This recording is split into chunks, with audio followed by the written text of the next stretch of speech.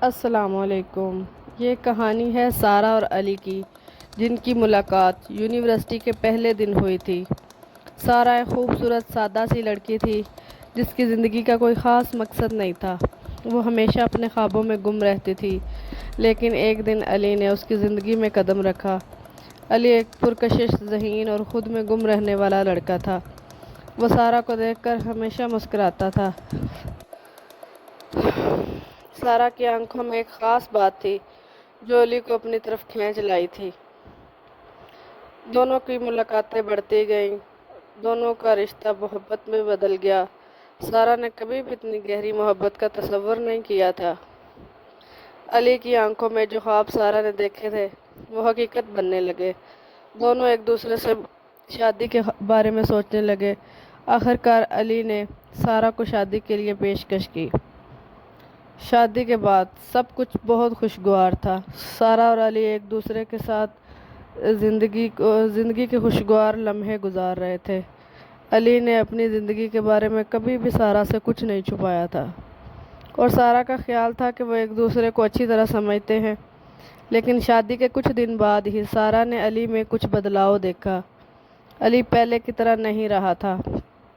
وہ زیادہ غمگین اور پراسرار لگ رہا تھا۔ سارہ نے ایک دن علی سے پوچھا، کیا تم ٹھیک ہو؟ تم کچھ بدل گئے ہو۔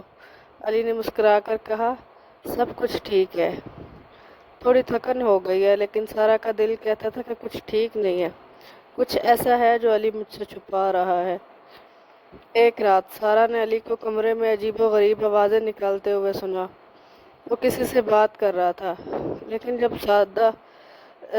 جب سارہ اندر گئی علی فوراً چپ ہو گیا۔ اس نے کہا، بس میں خود سے بات کر رہا تھا۔ سارہ کو یہ بات بہت عجیب لگی، مگر وہ خاموش رہی۔ اس نے علی کو کچھ بھی نہیں کہا، اور اس کی پریشانی جو ہے وہ بڑھتی گئی۔ ایک دن سارہ نے علی کو رات کے وقت گھر سے باہر نکلتے ہوئے دیکھا۔ اس نے پیچھے پیچھے جا کر اس کا پیچھا کیا۔ علی ایک سنسان گلی میں داخل ہوا جہاں نہ کوئی بندہ تھا نہ کوئی بشر۔ وہ ایک درخت کے نیچے جا کر کھڑا ہو گیا اور باتیں کرنے لگ گیا۔ سارہ اس کے پیچھے پیچھے تھی۔ وہ یہ ساری چیزیں دیکھ رہی تھی۔ جب اس نے دیکھا کہ علی تو خود سے باتیں کر رہا ہے تو اس نے علی کو آواز دی، علی یہ کیا کر رہے ہو؟ اور تم کس سے بات کر رہے ہو؟ یہاں پہ تو کوئی نظر نہیں آ رہا۔ تو جب علی نے سارہ کو دیکھا تو اس نے کہا، کچھ بھی نہیں، میں تو خود سے باتیں کر رہا ہوں۔ یہ دیکھ کر سارہ اور بھی بے چین ہو گئی، لیکن پھر بھی خاموش رہی کہ ہو سکتا میرا وہم ہو۔ دوسرے دن سارہ نے علی کا فون دیکھا۔ علی کا فون ہمیشہ لاک رہتا تھا، لیکن آج وہ لاک کھلا ہوا تھا۔ سارہ نے بے ساختہ اس کا فون چیک کیا۔ وہاں اس نے وہ پیغامات دیکھے جو علی کسی اور سے بات کر رہا تھا۔ ان پیغامات میں علی نے کہا تھا، سارہ کو بتانے کا وقت آ چکا ہے، میں اسے بتانے والا ہوں کہ میں انسان نہیں ہوں۔ یہ دیکھ کر سارہ بہت پریشان ہو گئی کہ یہ کیا ہو گیا۔ علی نے سارہ سے کہا، میں تمہیں سچ بتانے جا رہا ہوں۔ علی نے سچ بتاتے ہوئے کہا، سارہ میں دراصل انسان نہیں ہوں، میری حقیقت کچھ اور ہے۔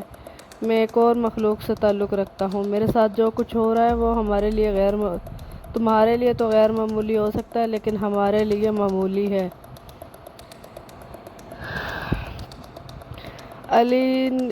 سارہ نے حیرت اور خوف کے عالم میں کہا، تم کیا کہہ رہے ہو؟ تم انسان نہیں ہو؟ تو پھر تم کون ہو؟ علی نے گہری سانس لیتے ہوئے کہا، میں ایک ایسی مخلوق ہوں جس کا تعلق انسانوں سے نہیں ہے، لیکن میں تم سے سچی محبت کرتا ہوں۔ میری حقیقت تمہارے لیے عجیب ہو سکتی ہے، لیکن میں تم سے یہ نہیں چھپانا چاہتا۔ سارہ کا دل دھک دھک کرنے لگا۔ وہ نہیں جانتی تھی کہ وہ کیا کرے۔ علی کی حقیقت اسے کبھی نہ کبھی جاننی ہی تھی، لیکن کیا وہ علی کی محبت کو اسی طرح قبول کر سکتی تھی؟ سارہ نے کہا، اگر تم انسان نہیں ہو تو پھر میں تمہیں کیسے اپنا شریک حیات مان سکتی ہوں؟ علی نے کہا، میں تم سے سچی محبت کرتا ہوں۔ میں یہ نہیں چاہتا کہ میری حقیقت تمہیں مجھ سے دور کر دے، لیکن سچ یہی ہے کہ میری حقیقت تمہارے لیے ایک خوفناک حقیقت بن سکتی ہے۔ سارہ نے فیصلہ کیا کہ وہ علی کو چھوڑ دے گی، کیونکہ وہ حقیقت میں علی کے راز کا سامنا کرنے کے لیے تیار ہی نہیں تھی۔ لیکن علی کے دل میں سارہ کے لیے محبت اتنی گہری تھی کہ وہ ہر حال میں سارہ کو اپنی زندگی کا حصہ بنانا چاہتا تھا۔ یہ کہانی ایک قرب اور ایک گہری محبت کی داستان ہے۔ سارا نے اپنے دل کی آواز سنی اور علی نے اپنی حقیقت کو قبول کیا، لیکن سوال یہ تھا، کیا سارا واقعی علی کے ساتھ زندگی گزار سکتی تھی جس کے راز اتنے خوفناک اور غیر معمولی تھے؟ اب یہ آپ بتائیے گا کہ واقعی ایسا ہو سکتا تھا یا کسی کے ساتھ ہوا ہے اس طرح؟